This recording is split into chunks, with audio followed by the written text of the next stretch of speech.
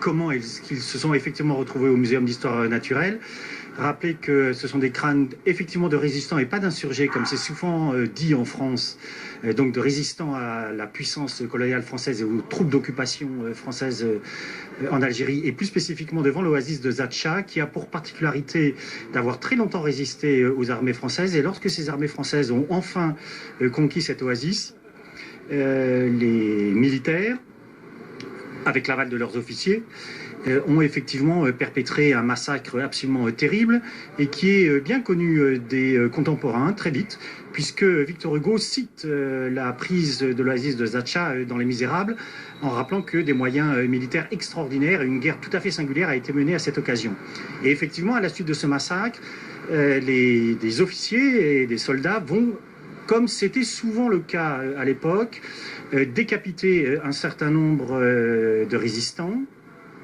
Et les crânes vont être effectivement transportés à Paris au Muséum d'histoire naturelle. Alors la décapitation est aussi une façon, d'une façon certaine de, pour le dire en ces termes, au fond tuer le mort une deuxième fois et tuer la mort symboliquement. Par ces pratiques de mutilation effectuées sur les cadavres. À quoi s'ajoute là le transport en France à des fins très certainement d'études d'anthropologie physique, dans un contexte où l'anthropologie physique commence à se développer et où il s'agit donc, même si les choses vont arriver un peu plus tard, certainement de se livrer à des études sur le cubage des crânes de ce qu'on appelle à l'époque les indigènes. Avec la restitution des restes mortuaires de 24 chefs de la résistance populaire, la France est mise face à la partie sombre de son histoire. Un pan qui n'a rien d'honorable et qui en dit long sur la farouche résistance à laquelle elle s'est heurtée dès le début de la colonisation.